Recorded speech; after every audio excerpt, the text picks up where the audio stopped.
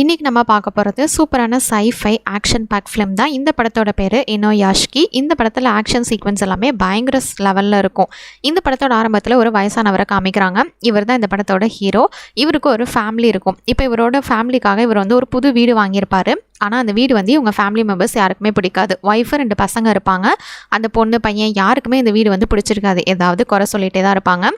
இப்போ கூட இவர் வந்து இந்த வீடு வாங்கினதுக்காக ஒரு என்ஜாய் பண்ணலாம், ஒரு பார்ட்டி மாதிரி வச்சு அப்படின்னு சொல்லிட்டு ஃபுட்டெல்லாம் வாங்கிட்டு வந்திருப்பாரு. ஆனால் அவங்க அது யாரையுமே வந்து பெருசாக எடுத்துக்க மாட்டாங்க, வெளியில் கிளம்பி போயிடுவாங்க. அதனால இவர் மட்டும் தனியாக உட்காந்து அந்த ஃபுட்டை சாப்பிட்டு அவர் மட்டும் தனியாக என்ஜாய் பண்ணிகிட்டு இருப்பாரு. இப்போ இவர் வந்துட்டு ஒரு கம்பெனியில் ஒர்க் பண்ணுறாரு. அந்த கம்பெனியில் இவரை வேலையை விட்டு தூக்குறாங்க. எதனால அப்படின்னா இவரை வந்து எனர்ஜி ட்ரிங்க்கை வந்து சேல்ஸ் பண்ண சொல்லியிருப்பாங்க. ஆனால் அவரால் வந்து சேல்ஸ் பண்ண முடியாத காரணத்தினால அந்த கம்பெனிக்கு பயங்கர லாஸ் ஆகிருக்கும். அதனால் உங்களை வேலையை விட்டு தூக்குறேன்னு சொன்னதுமே அவர் வந்து அந்த பாஸ் காலில் அப்படியே அவர் ஒர்க் பண்ணுற மற்ற எல்லாரும் முன்னாடியும் அவங்க பாஸ் காலில் விழுந்து மன்னிப்பு கேட்குறாரு. என்னை வேலை விட்டு மட்டும் தூக்கிறாதீங்க அப்படின்னு சொல்லிட்டு இப்போ வீட்டுக்கு நடந்து வந்துட்டு இருக்காரு. அப்படியே அவர் வந்துட்டு இருக்கும்போது ஒருத்தரை போட்டு அங்கே இருக்கிற சில பசங்க வந்து அடிச்சுட்டு வம்பிழுத்துட்டு இருக்காங்க. அதை பார்த்ததுமே ஐயோ நமக்கு இந்த சண்டையே வேணாண்டா அப்படின்னு அவர் வீட்டுக்கு வேற வழியில் போக பார்க்குறாரு. திரும்பி பார்த்தா அவரோட பொண்ணு வந்து அங்கே நின்றுட்டு இருக்கா. உங்களால் எந்த பிரச்சனையுமே வந்து எதிர்கொள்ள முடியாதுல்ல அப்படின்னு சொல்லிட்டு அவன் மறுபடியும் அவங்க அப்பா வந்து ப்ளேம் பண்ணுறான். இவன் வந்து அவங்க வீட்டுக்கு வந்துட்டு ரொம்பவே சோர்ந்து போய் உட்காந்துருக்கான். இவன் அப்படி சோர்ந்து போய் உட்காந்துருக்கும் போது ஒரு டாக் வந்து உள்ளே வருது. இந்த டாகோட பேர் வந்து ஹனாக்கோ அப்படின்ற மாதிரி எழுதியிருக்கு. என்னால் வந்து இந்த நாயை வளர்க்க முடியல, அதனால இதுக்கப்புறமா நீங்களே பார்த்துக்கோங்க அப்படிங்கிற மாதிரி ஒரு லெட்டரில் எழுதி இந்த நாயை வந்து அனுப்பிச்சி வச்சுருக்காங்க. சரி ஓகே, இங்கே எனக்கே இடம் இல்லை, 1 வேற பார்த்துக்கணுமான்னு அவர் நினச்சிட்டு இருக்கும்போதே அவரோட ஒய்ஃப் வந்துட்டு இவரோட மெடிக்கல் இஷ்யூஸ் அந்த பேப்பர் எல்லாத்தையுமே வந்து கொடுக்குறாங்க. உங்களை வந்து நிறைய டெஸ்ட் எடுக்கணுமா, டாக்டர் வந்து வர சொல்லியிருக்காரு, அதனால் இந்த டெஸ்ட்டு போய் பண்ணிடுங்க அப்படின்னு சொல்லிட்டு அந்த லிஸ்ட்டை கொடுக்குறாங்க. அவர் வந்து அதெல்லாம் பார்த்துட்டு சரி ஓகே நம்ம போய் டாக்டரை பார்க்கலாம் அப்படின்னு சொல்லிட்டு செக் பண்ணுறாரு.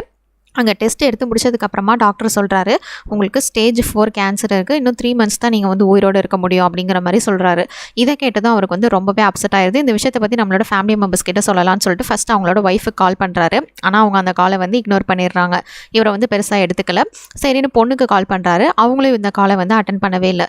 இவர் வந்து ரொம்பவே சோர்ந்து போயிடுறாரு. இன்னும் 3 மாதத்தில் நம்ம வந்து சாக போகிறோம், ஆனால் என்னோட ஃபேமிலி மெம்பர்ஸ் யாருமே வந்து என் மேலே ஒரு அட்டாச்மெண்ட் இல்லாமல் இருக்காங்களே அப்படின்னு சொல்லிட்டு. ஏன்னா எப்போ பார்த்தாலுமே இவர் எது பண்ணாலும் சரி அவங்க பொண்ணும் சரி அவங்க ஒய்ஃபும் சரி ஏதாவது சொல்லி திட்டிகிட்டே தான் இருப்பாங்க. இப்போ கூட இதை பற்றி பேசலாம் அப்படின்னு சொல்லிட்டு அவர் ட்ரை பண்ணும்போது இவரை பற்றி ஏதாவது ப்ளேம் பண்ணி சொல்லிட்டு அவங்க அங்கேருந்து கிளம்பிடுறாங்க. இவர் இதனால் வந்து ரொம்பவே மூட் அப்செட் ஆகுறாரு. நமக்கு இப்படி ஒரு ஹெல்த் இஷ்யூ இருக்குது, அதை பற்றி ஷேர் பண்ணலான்னு பார்த்தா எதுவுமே சொல்லலையே அப்படின்னு சொல்லிட்டு இவர் வந்து அந்த டாக் இருந்ததில் அதை கூட்டிகிட்டு ஒரு வாக் மாதிரி வராரு. வந்துட்டு அந்த டாகை வந்து ஒரு இடத்துல அவுத்து விட்டுறாரு. என்னையவே என் குடும்பம் ஒழுங்காக பார்த்துக்கல, இதில் ஒன்னே வேற அவங்க கண்டிப்பாக பார்த்துக்க மாட்டாங்க, நானும் சீக்கிரமாக சாக போகிறேன் அப்படின்னு சொல்லிட்டு அந்த டாகை வந்து ஒரு இடத்துல விட்டுட்டு இவர் வந்து போயிட்டுருக்காரு. ஆனால் அந்த நாய் வந்து சும்மா இருக்கிற மாதிரி இல்லை. அவரை வந்து ஃபாலோ பண்ணிவிட்டு அவர் எங்கே போனாலும் அவர் பின்னாடியே வந்துடுது. திரும்பி பார்த்தா அந்த நாய் அங்கே தான் நிற்கிது. அப்போ தான் அவர் வந்து புரிஞ்சுக்கிறாரு, இந்த உலகத்தில் எனக்குன்னு இருக்கிறது நீ மட்டும்தான், கண்டிப்பாக நான் வந்து உன்னை இங்கே வேற எங்கேயும் விட்டுட்டு போக மாட்டேன் அப்படின்னு சொல்லிட்டு அந்த டாகோட ரொம்பவே க்ளோஸாக பழகி பேசிகிட்டு இருக்காரு. இந்த டைமிங்கில் அந்த பிளேஸில் இவரை மாதிரியே இன்னொருத்தர் தனிமையில் உட்காந்துருக்கான். இவனோட பேர் வந்து ஹைரோ. இவன் தான் இந்த படத்தோட வில்லன் கூட சொல்லலாம். இவங்க 2 பேர் அப்படி உட்காந்துருக்கும் போது அங்கே வானத்துலேருந்து ஏதோ ஒரு வெளிச்சம் வருது. ஏதோ மிசல் மாதிரி அந்த இடத்துல வந்து விழுந்துருது.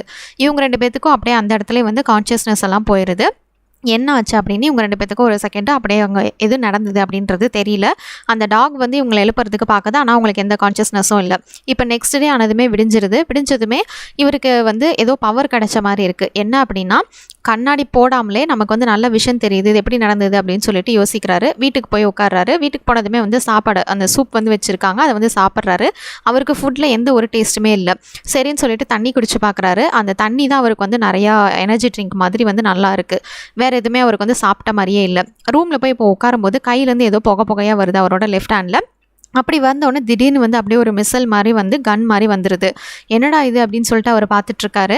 இந்த மாதிரி அவர் அதிசயமாக ஏதோ நடக்குதுன்னு பார்த்துட்டு இருக்கும்போதே அவரோட எல்லா பாடி பார்ட்ஸுமே வந்து அப்படியே ஓப்பன் ஆகி ஒரு மிசல் மாதிரி வந்து மாறுது, ரொபோட்டிக் மிஷின் மாதிரி. இதை பார்த்து அவருக்கு எதுவுமே புரியல. கரெக்டாக இந்த டைமிங்கில் ஏதோ சவுண்டு கேட்குதுன்னு அவங்க ஒய்ஃப் வந்து ரூம் கதவை திறந்து பார்க்க எப்படியோ அந்த சுச்சுவேஷனை அந்த இடத்துல வந்து சமாளிச்சிடுறாரு. அங்கே கட் பண்ணால் இப்போ வந்து ஹை ஸ்கூல் காமிக்கிறாங்க. அந்த இன்னொரு பையன் ஹைரோ அப்படின்றவரு இருக்கான்லாம், அவனுக்கும் இந்த மாதிரி பவர்ஸ் கிடைச்சிருக்கும். இவன் வந்து இந்த ஸ்கூலில் தான் இப்போ படிக்கிறான். இவனுக்கு ஒரு ஃப்ரெண்டு இருக்கான். அவனோட பேர் வந்து சாக்கோ. அவனை கூட்டிகிட்டு ஒரு இடத்துக்கு வந்துட்டு இவனுக்கு கிடைச்ச பவர்ஸை பற்றி அவன்கிட்ட சொல்லிட்டு இருக்கான்.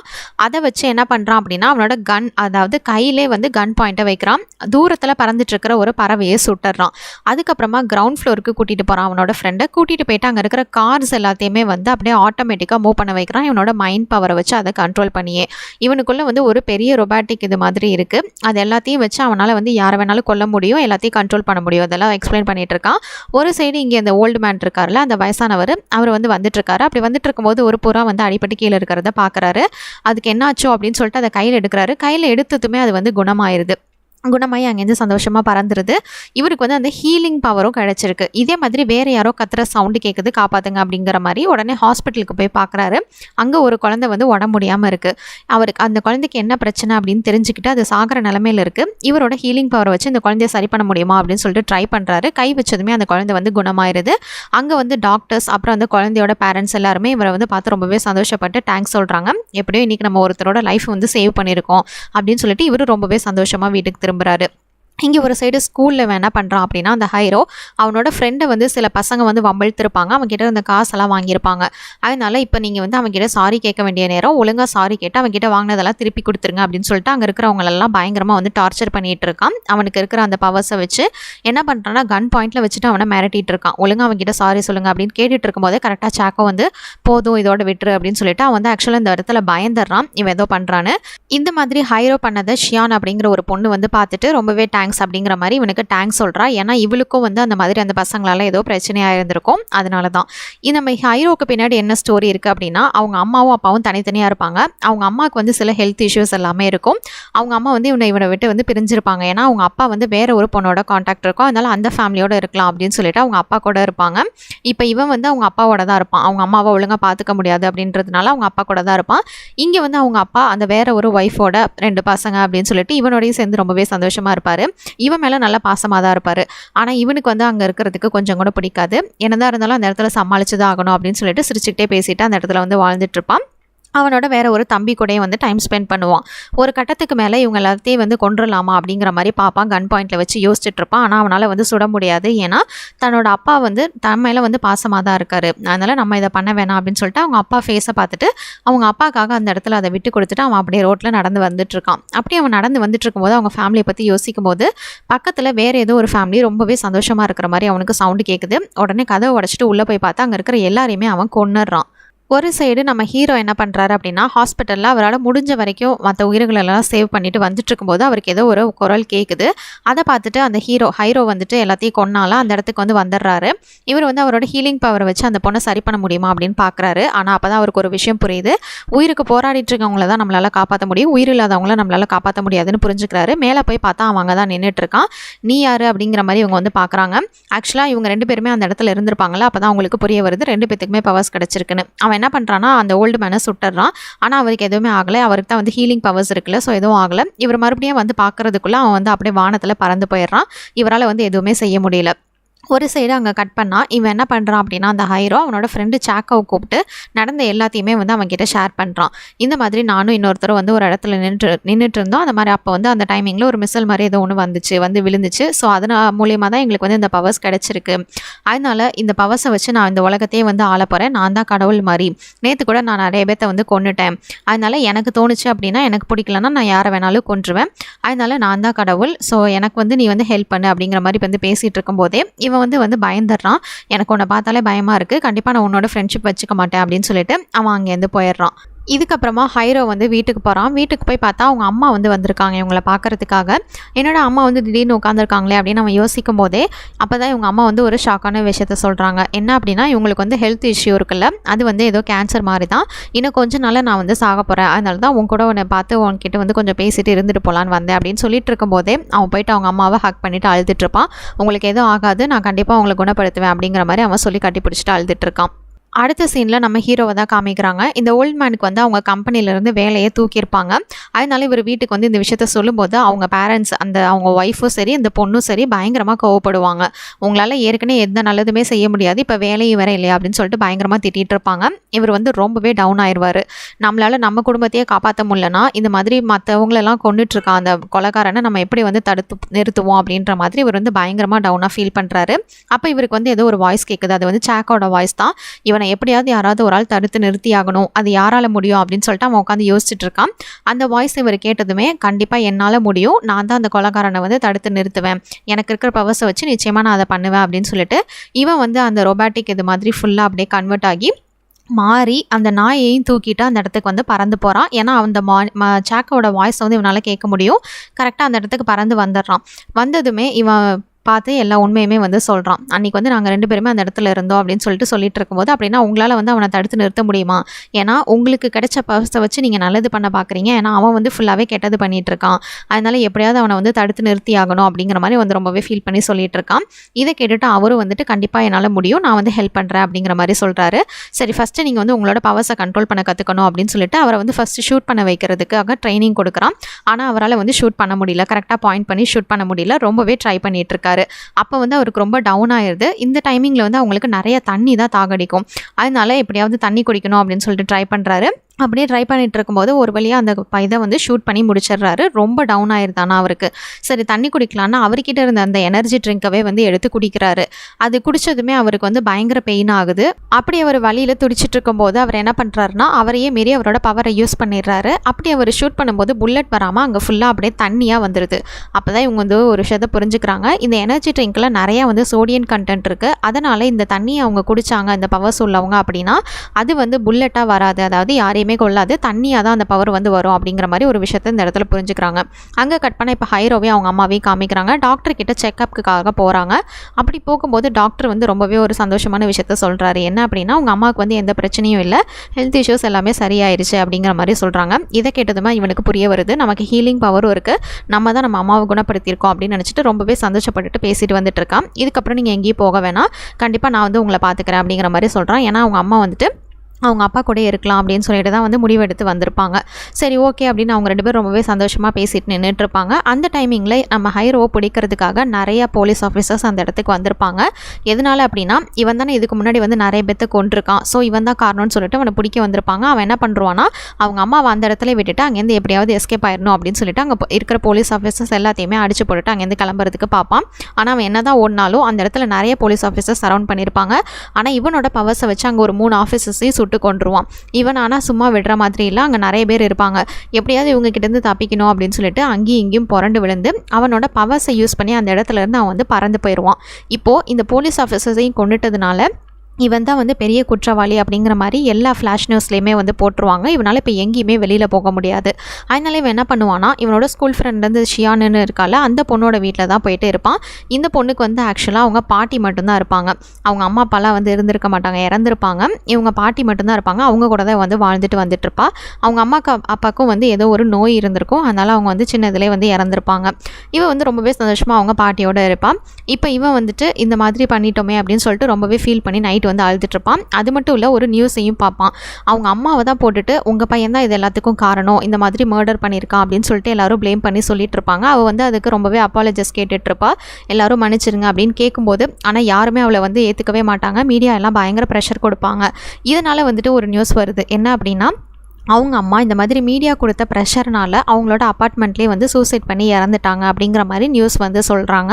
அது மட்டும் இல்லை, இந்த மாதிரி இறந்ததை பார்த்துட்டு இவ்வளோ தான் வந்துட்டு, அதாவது இவங்க அம்மாவை தான் வந்துட்டு எல்லாருமே பயங்கரமாக திட்டுறாங்க அப்படிங்கிற மாதிரியே சொல்லியிருக்காங்க. இதை பார்த்து நம்ம ஹைரோ வந்து பயங்கரமாக மூட் அப்செட் ஆகிறான். தன்னோட அம்மாவை எப்படியோ கஷ்டப்பட்டு காப்பாற்றணும், ஆனால் இந்த மாதிரி ஆயிடுச்சு அப்படின்னு சொல்லிட்டு அப்போ கூட அவள் இறந்ததை பார்த்துட்டு எல்லாருமே அவளை வந்து திட்டிகிட்டு தான் இருக்காங்க. இப்படி ஒரு பையனை பெற்றிருக்க நீ எல்லாம் அப்படிங்கிற மாதிரி வந்து பயங்கரமாக திட்டுறாங்க. அதனால இவன் வந்து இன்னும் கோவப்பட்டு அந்த கம்ப்யூட்டர் ஹேக் பண்ணி அந்த கமெண்ட்ஸ்லாம் யார் பண்ணுறாங்களோ அவங்க எல்லாரையுமே வந்து கொல்ல ஆரம்பிக்கிறான். இப்படி அவங்க அம்மாவை பற்றி தப்பாக பேசின எல்லாத்தையுமே அவன் கொண்டுடுறான். இந்த டைமிங்கில் கரெக்டாக ஷியான் வந்து உள்ளே வந்து பார்க்குறா. இவனை பார்த்துட்டு அவள் ரொம்பவே பயப்படுறா. ஏன்னா இந்த மாதிரி ஒரு கொலைக்காரனையாக நம்ம வந்து விரும்பணும் அப்படிங்கிற மாதிரி பயப்படுறா. நீ வந்து என்னை பார்த்து பயப்படுறியா, நான் கண்டிப்பாக வந்து உன்னை ப்ரொடெக்ட் பண்ணுவேன் அப்படிங்கிற மாதிரி அவன் சொல்கிறான். ஆனால் இவனுக்குள்ளே அந்த மிசைல் எல்லாத்தையுமே பார்த்துட்டு அவள் வந்து பயப்பட தான் செய்கிறா. நான் எப்படி உன்னையோட வாழ முடியும், எனக்கு உன்னை பார்த்தாலே பயமாக இருக்குது அப்படிங்கிற மாதிரி ரொம்பவே ஃபீல் பண்ணி சொல்லிட்டு இருக்கா. அப்போ இவன் உடனே டக்குன்னு என்ன பண்ணுவானா அவளையும் தூக்கிக்கிட்டு அவனோட பவர்ஸை யூஸ் பண்ணி அப்படியே வானத்தில் பறக்க ஆரம்பிக்கிறான்.